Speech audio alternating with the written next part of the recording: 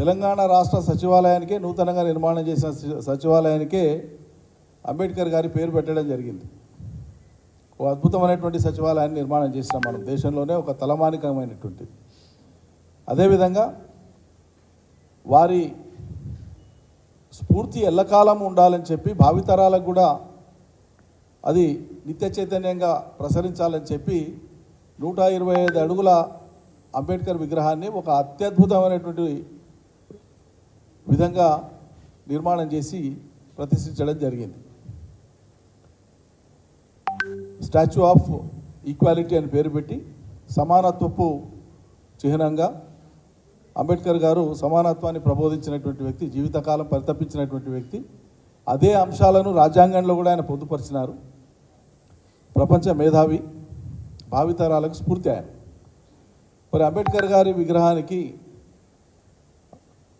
అక్కడికి వెళ్ళి 125 అడుగుల అంబేద్కర్ విగ్రహాన్ని, అక్కడ స్మృతివనాన్ని అద్భుతమైనటువంటి రీతిలో మనం ప్రతిష్ఠించి స్వయంగా అంబేద్కర్ గారి మనోడిని, ప్రకాష్ అంబేద్కర్ గారిని ఆ రోజు ఆ ఫంక్షన్కి పిలిచి మనం ఇనాగ్రేట్ చేసినాం.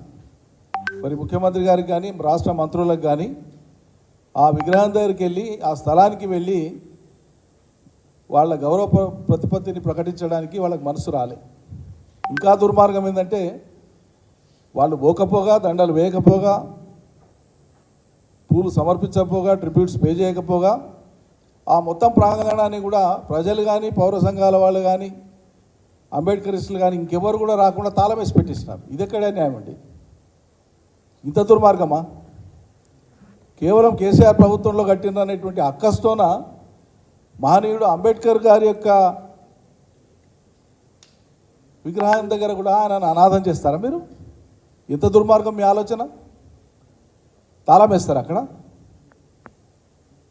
మరి అంబేద్కర్ గారు విగ్రహము, ఆ స్మృతివనం అదంతా కేసీఆర్ కట్టినందుకు మీకు అంత అక్కసు ఉంటే, కడుపులా మీకు అంతే రోషం ఉంటే మరి సెక్రటరియట్లో కూడా రేపటి నుంచి కూర్చోవడం మానేయండి.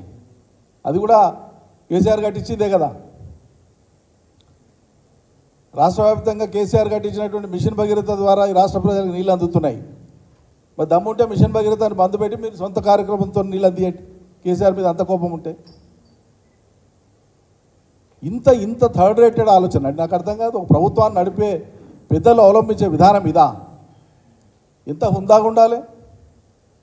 ఇది యాదృచ్ఛికంగా జరిగింది అని నేను భావించడం లేదు, రాష్ట్రంలోని విఘ్నులు కూడా అట్లా భావించడం లేదు. కాంగ్రెస్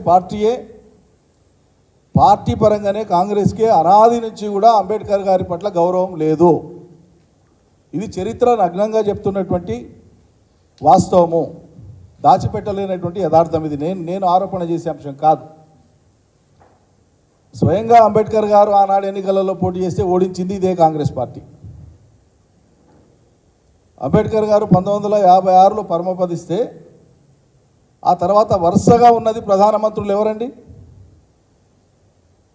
జవహర్లాల్ నెహ్రూ గారు, శాస్త్రి గారు, ఇందిరాగాంధీ గారు, రాజీవ్ గాంధీ గారు, నలుగురు కూడా కాంగ్రెస్ ప్రధానమంత్రులే కదా.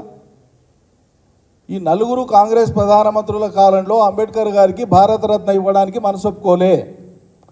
ఇది కాంగ్రెస్ పార్టీకి అంబేద్కర్ గారి పట్ల ఉండేటువంటి తీవ్రమైన వాళ్ళ మనసులో, వాళ్ళ పార్టీ శ్రేణులలో, వాళ్ళ మొత్తం పార్టీకి అంబేద్కర్ గారి పట్ల ఉండేటువంటి వ్యతిరేకతకి ఇది ఒక నిదర్శనంగా మనం భావించాలి. ఇది యాదృచ్ఛికంగా జరిగేది కాదు, ఇది ఒక్కసారి జరిగేది కాదు.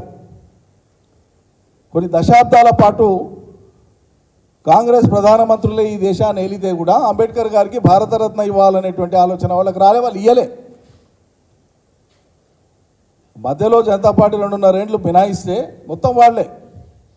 ఎప్పుడు ఇచ్చిండ్రు, ఎవరు ఇచ్చిండ్రు? విపి సింగ్ గారు కాంగ్రెసేతర ప్రభుత్వాన్ని ఏర్పాటు చేశాక విపి సింగ్ గారి ప్రభుత్వ హయాంలో వచ్చింది భారతరత్న పురస్కారం, పోస్ట్మస్ అవార్డు అంబేద్కర్ గారికి మరణానంతరం వచ్చినటువంటి అవార్డు. ఇది మన కళ్ళ ముందున్న సత్యం. అందుకోసం దళితుల్ని కానీ, ఈ దేశంలో మైనార్టీలను కానీ కేవలం ఓట్ల కోసమే అన్ని సందర్భాల్లో వాడుకుంటూ వస్తున్నటువంటిది కాంగ్రెస్ పార్టీ. కాంగ్రెస్ పార్టీ నిజస్వరూపము. దయచేసి ఇంకా కాంగ్రెస్ మీద భ్రమలు కలిగినటువంటి దళితులు కానీ, మైనార్టీలు కానీ ఇంకెవరైనా ఉంటే వాళ్ళు కూడా అర్థం చేసుకోమని నేను విజ్ఞప్తి చేస్తూ ఉన్నా. నేను అభాండాలు వేయడం లేదు, ఆరోపణలు చేయట్లేదు. చరిత్రలో మన కళ్ళ ముందు ఉన్నటువంటి వాస్తవాలను నేను గుర్తు చేసి చెప్తున్నా. ఇంతకంటే అవమానం ఉంటుందా అండి దళిత జాతికి కానీ ఈ దేశ పౌరులకు కానీ? అంబేద్కర్ని అవమానించడం అంటే రాజ్యాంగాన్ని అవమానించడం. అంబేద్కర్ పట్ల గౌరవం ప్రకటించకపోవడం అంటే రాజ్యాంగం పట్ల వ్యతిరేకతను కనబరచడం. అంబేద్కర్ పట్ల గౌరవం లేదు అంటే ఈ దేశ ప్రజల్ని అగౌరవపరచడమే. ఏదో యాదృచ్ఛికంగా మా ముఖ్యమంత్రి మంత్రులు చేసిన అనుకోవట్లేదు. వాళ్ళ నరాన అంబేద్కర్ వ్యతిరేకత ఉంది, వాళ్ళకు అంబేద్కర్ పట్ల వ్యతిరేకత ఉంది. ఇది యథార్థం. కాబట్టి క్షమాపణ చెప్పాలి కాంగ్రెస్ పార్టీ.